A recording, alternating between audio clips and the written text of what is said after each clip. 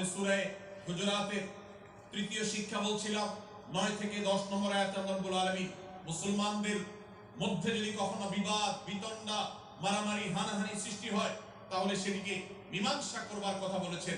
অতএব যদি কোনো স্বামী স্ত্রীর মধ্যেও কখনো মনোমালিন্য তৈরি হয়, আপনার যদি সেখানে ভূমিকা রাখবার সুযোগ থাকে, আপনি চেষ্টা করবেন উভয়ের মধ্যে দূরত্বটা কমাবার জন্য।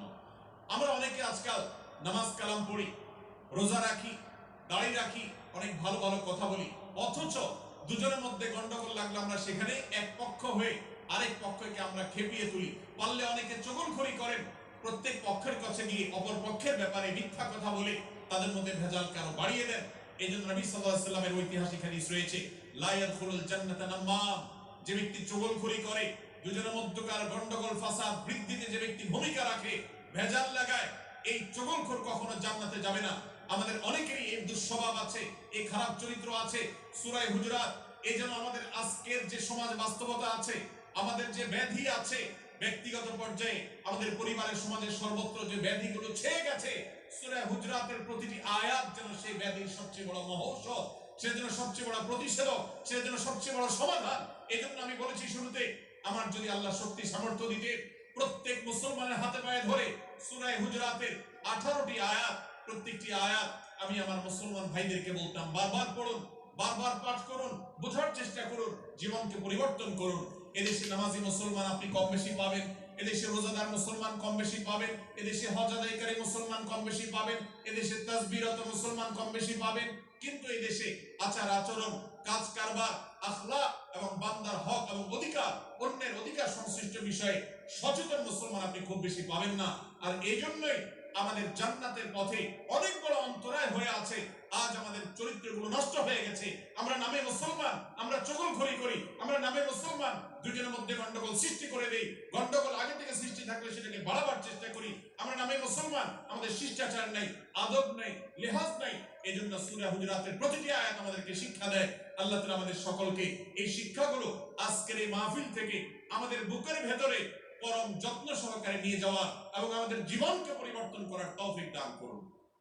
ভাইরা আমার, তৃতীয় এই শিক্ষাটি শেষ করে আমি বলতে চাচ্ছি, চতুর্থ আয়াতে আল্লাহ রাব্বুল আলামিন আমাদেরকে বলেছেন আমরা যেন কেউ কাউকে নিয়ে বিদ্রুপ না করি, ব্যঙ্গ না করি, কেউ কাউকে যেন বাজে নামে না ডাকি, কেউ যেন কাউকে খোঁচাখুচি না করি, কেউ যেন কারোর নাম বিকৃত করে তাকে না ডাকি। ভাইরা আমার, এই আয়াতটা আমি শুরুতে তেলাওয়াত করেছি। আল্লাহ বলেছেন, ইয়া আইয়ুহাল্লাযীনা আমানু লা ইয়াসখার কওমুম মিন কওমিন আসা আন ইয়াকুনু খায়রাম মিনহুম। হে ঈমানদারেরা, হে মুসলমানেরা, তোমাদের কেউ যেন অন্য কারোর নাম ধরে অন্য কাউকে ব্যঙ্গ বিদ্রুপ ঠাট্টা না করে। আমরা একে অন্যকে নিয়ে ঠাট্টা করি কি করি না? বিদ্রুপ করার লোক আমাদের মধ্যে আছে না নাই? ভাইরা আমার, জাগতিক বিষয় তো আছেই, এমনকি দুর্ভাগ্যজনক বাস্তবতা হলো ধর্মের নামে, ইসলামের নামে একদল মুসলমান অপর দল মুসলমানকে নিয়ে হাসি, ব্যঙ্গ, বিদ্রুপ, রাশাহাসি এবং নাম বিকৃত করা এবং খোঁচাখুচি করা, এই কাজগুলো আমাদের মধ্যে আছে না নাই?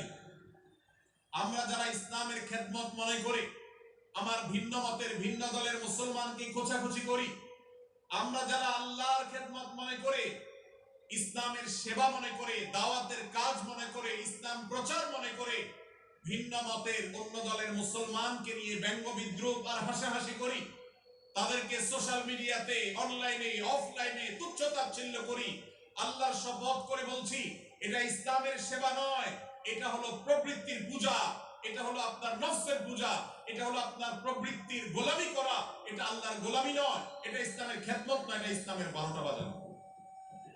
ভাইরা আমার, একজন মুসলমান অন্য মুসলমানকে নিয়ে ব্যঙ্গ বিদ্রুপ করতে পারে না। আমার মুসলমান ভাই যদি কোনো ভুল কথা বলে, ভুল কাজ করে, আমি যথাযথ নিয়মে তাকে সংশোধনের চেষ্টা করব, সমালোচনা করার দরকার হলে সেটাও করব, কিন্তু হাসাহাসি নয়, বিদ্রুপ নয়, ব্যঙ্গ করা নয়। আজ আমাদের তরুণদের মধ্যে এটা একটা আর্টে পরিণত হয়েছে। আপনারা রোস্টিং ভিডিওর কথা কম বেশি সবাই জেনে থাকবেন। রোস্টিং ভিডিওর কথা আপনারা জানেন কি জানেন না?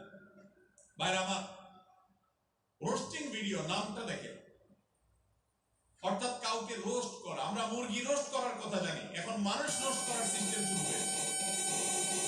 একজন মানুষের কোনো ভুল কিছু পেয়েছেন, অবশ্যই আপনি সমালোচনা করবেন। আপনি একজন মুসলমান হিসেবে জানতে হবে কারোর ভুলের সমালোচনার মূলনীতি আছে। মূলনীতি আছে না নেই? কোরআন এবং সুন্নাহর বাতানো যে প্রিন্সিপাল, সেটাকে লক্ষ্য করে, সেটাকে আমলে নিয়ে, সেটাকে ধরে ধরে যদি আপনি সমালোচনা না করেন, তাহলে আপনার এই সমালোচনা এটাই আপনাকে জাহান্নামে নেওয়ার কারণ হতে পারে। ভাইরা আমার, আপনি কাউকে রোস্ট করার নামে, কাউকে সমালোচনা করার নামে, হতে পারে কেউ ভুল করেছেন, কিন্তু সেটা করতে গিয়ে যদি তার অধিকার নষ্ট করেন, আপনি সীমা ছাড়িয়ে চলে যান, আপনি যদি ব্যঙ্গ বিদ্রোহ করে হারামের পর্যায়ে চলে যান, তাহলে সূরা হুজরাতের আয়াতের আলোকে আপনি কবিরা গুনাহে লিপ্ত হলেন। আমরা অনেকে আছি যে ব্যক্তিগত পর্যায়ে এই বিদ্রোহ করাটাকে আমরা কোনো বিষয় মনে করছি না। সোশ্যাল মিডিয়াতে অনেকগুলো ভিডিও ক্লিপ আছে, আপনাদের চোখে নিশ্চয়ই পড়েছে, আমার চোখে বহু পড়েছে, যে অনেক সময় দেখা যায় বিনোদনের নামে কাউকে খোঁচাখুচি করা, কাউকে অপমান করা, কাউকে হয়তো ধাক্কা দিয়ে পানিতে ফেলে দেয়া, কাউকে কষ্ট দেয়া, কাউকে হয়তো প্রতারিত করা, এটাকে আমরা এনজয় করি। অনেক ভিডিও ক্লিপে দেখা যায় এভাবে কাউকে কোনোভাবে অপমানিত করে, কাউকে কোনোভাবে ধোঁকা দিয়ে বোকা বানিয়ে আমরা এনজয় করি, আমরা হাসাহাসি করি। আমাদের রুচি নষ্ট হতে হতে আজ এই পর্যায়ে এসেছে যে এটা আমাদের এনজয়ের বিষয় হয়েছে, এটা আমাদের আনন্দের বিষয় হয়েছে। ভাইরা আমার, সূরা হুজরাতের এই আয়াত, অর্থাৎ 11 নম্বর আয়াত, এই আয়াত বলছে আমাদের জন্য কোন মুসলমানকে, কোন মানুষকে ব্যঙ্গ বিদ্রুপ করা হারাম। কোন মুসলমানকে ব্যঙ্গ বিদ্রুপ করা কি হারাম। অতএব আপনি রসিকতা করে যদি কারোর সাথে ব্যঙ্গ বিদ্রুপ করেন এবং সেটা যদি তার মনে কষ্ট হওয়ার কারণ হয়, তিনি যদি সমাজের মানুষের কাছে হেয় প্রতিপন্ন হন, তাহলে ইসলামী দৃষ্টিকোণ থেকে সারা বিশ্বের সমস্ত ওলামাদের ঐক্যমতে সেটা হারাম।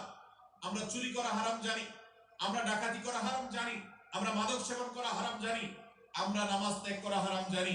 এই সমস্ত হারাম থেকে আমরা অনেকেই বেঁচে থাকি, কিন্তু আমি আমার মুসলমান ভাইয়ের চরিত্র হনন করছি, শুধুমাত্র সাধারণ জীবন যাত্রার ক্ষেত্রে করছি তা নয়, এমনকি ধর্মের নামে, ইসলাম প্রচারের নামে, দাওয়াতের নামে আমরা আমাদের প্রতিপক্ষ মুসলমান ভাইকে নিয়ে অনেক সময় ব্যঙ্গ বিদ্রোহ করি, হাসাহাসি করি, তাকে ছোট করি, তাচ্ছিল্য করি, হেয় করি, তার সম্মানহানি করি।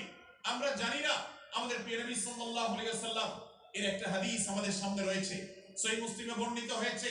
নবী করিম সাল্লাল্লাহু আলাইহি ওয়াসাল্লামের এই হাদিস আজ সবচেয়ে অসহায় হাদিস। অসহায় হাদিস এই জন্য বললাম যে আজকের এই হাদিসের উপরে কেউ আমল করে না, এই হাদিসটাকে কেউ পাত্তা দেয় না, এই হাদিসকে কেউ গুরুত্ব দেয় না, অথচ এই হাদিস প্রত্যেক মুসলমানের বুকে বুকে ঝুলিয়ে রাখা দরকার। এই হাদিস আমাদের ঘরে ঘরে ঝুলানো দরকার, এই হাদিস আমাদের অফিসগুলোতে শোভা পাওয়া দরকার, এই হাদিস আমাদের জীবনে বাস্তবায়ন হওয়া দরকার। নবী করিম সাল্লাল্লাহু আলাইহি ওয়াসাল্লাম সেই হাদিস বর্ণনা করেছেন। আবু হুরায়রা রাদিয়াল্লাহু তাআলা আনহু তিনি বলেছেন, লা তাহাসাদু, লা তাহাসাদু, হে মুসলমানরা, তোমরা কেউ কাউকে কখনো হিংসা করবে না, কেউ কাউকে হিংসা করবে না। আমাদের মধ্যে হিংসা আছে না নাই? হিংসা আছে না নাই? আমরা একে অন্যকে হিংসা করি। একদল মুসলমান অন্য দল মুসলমানকে হিংসা করে, কেউ কারো ভালো দেখতে পারে না। ভাইরা আমার, আল্লাহ নবী বলেছেন, লা তাহাসাদু, তোমরা একে অন্যকে হিংসা করো না। ওয়ালা তানাজাসু, কেনা বেচা করতে গিয়ে কেউ কাউকে ধোঁকা দিও না, প্রতারণা করো না। ওয়ালা তাবাগাদু, তোমরা একে অন্যের সাথে শত্রুতা বিদ্বেষ পোষণ করবে না। ওয়ালা তাদাবারু, তোমাদের কেউ যেন কারোর পেছনে লেগে না থাকে, কাউকে অবজ্ঞা যেন না করে। ওয়ালা ইয়াবি আহাদুকুম আলা বাই'i আখিহি, এবং তোমাদের কেউ যেন আরেকজনের কেনাবেচার উপরে সেখানে ইন্টারফেয়ার করে, সে যেন সেখানে কোন প্রকার ক্ষতিগ্রস্ত কাউকে না করে। ওয়াকুনু ইবাদাল্লাহি ইখওয়ানা, হে মুসলমানরা, তোমরা আল্লাহর বান্দা, ভাই ভাই হয়ে থাকো। তোমাদের মধ্যে মত পার্থক্য থাকুক, দলগত মত পার্থক্য, অবস্থানগত মত পার্থক্য, ধর্মগত মত পার্থক্য, মাযহাব মাসলাকগত মত পার্থক্য থাকুক, কিন্তু তোমরা আল্লাহর বান্দা, ভাই ভাই হয়ে থাকো। এক দলের মুসলমানকে আল্লাহ তাআলা ভাই ভাই হতে বলেন নাই, এক গ্রুপের মুসলমানকে আল্লাহ ভাই ভাই হতে বলেন নাই, এক দলের মুসলমানকে আল্লাহ ভাই ভাই হতে বলেন নাই, নিজ দলের মুসলমানের সাথে আল্লাহ ভাই ভাই থাকতে বলেন নাই। আল্লাহ বলেছেন সকল মুসলমানদের সাথে ভাই ভাই হয়ে থাকার জন্য, ভ্রাতৃত্বের বন্ধনে থাকার জন্য। এজন্য আল্লাহ নবী সাল্লাল্লাহু আলাইহি ওয়াসাল্লাম সে নির্দেশ করেছেন। আল্লাহ নবী সাল্লাল্লাহু আলাইহি ওয়াসাল্লাম আরো বলেছেন, আল মুসলিমু আখুল মুসলিম, মুসলমান মুসলমানের ভাই, লা ইয়াজলিমুহু ওয়া লা ইয়াখযুলুহু, কোন মুসলমান কোন মুসলমানকে জুলুম করতে পারে না, তার আইল ঝেলতে পারে না, তার জমি দখল করতে পারে না, তার অধিকার নষ্ট করতে পারে না, তাকে কথা দিয়ে অত্যাচার করতে পারে না, ওয়ালা ইয়াখযুলুহু, তাকে অপমানিত করতে পারে না, লাঞ্ছিত করতে পারে না, ওয়ালা ইয়াকযিবুহু, তার সাথে মিথ্যা বলতে পারে না, ওয়ালা ইয়াহকিরুহু, তাকে তাচ্ছিল্য করতে পারে না। আত্তাকওয়া হাহুনা, আত্তাকওয়া হাহুনা, আত্তাকওয়া হাহুনা। নবীজি তিনবার নিজের বুকের দিকে তাকিয়ে দেখিয়েছেন, তাকওয়া এখানে, তাকওয়া এখানে, তাকওয়া এখানে। আমাদের অন্তরকে ভালো করতে হবে, সমস্ত মুসলমানদের জন্য উদার হতে হবে, কলিজাকে বড় করতে হবে, মনটাকে ব্রড করতে হবে, প্রশস্ত করতে হবে, অন্য মুসলমানকে ভাই মনে করতে হবে। কোন ভিন্ন মতের মুসলমানের সাথে শত্রুতা পোষণ করা যাবে না। ভাইরা আমার, অতএব এই হাদিসকে সামনে রেখে এই হাদিসের শেষ অংশে নবী সাল্লাল্লাহু আলাইহি ওয়াসাল্লাম বলেছেন, আল মুসলিমু কুল্লুল মুসলিমি আলাল মুসলিমি হারামুন দামুহু ওয়া মালুহু ওয়া ইরদুহু। এক মুসলমানের জন্য অন্য মুসলমানের তিনটি জিনিসকে আল্লাহ তাআলা হারাম করে দিয়েছেন। কোন মুসলমানের রক্ত এটা প্রবাহিত করা, কাউকে হত্যা করা যেরকম হারাম, কোন মুসলমানের সম্পদ অন্যায়ভাবে আপনি ভোগ করবেন, দখল করবেন, মেরে দিবেন, এটা হারাম। ঠিক একইভাবে কোন মুসলমানের সম্মান নষ্ট করবেন, ইজ্জত নষ্ট করবেন, সংগ্রাম নষ্ট করবেন, অপমান করবেন, এটাকে আল্লাহ তাআলা হারাম করেছেন। আল্লাহ তাআলা আমাদের সবাইকে অন্য মুসলমানদের ব্যাপারে এরকম দায়িত্বশীল ভূমিকা রাখার তৌফিক দান করুন, আমিন। ভাইরা আমার,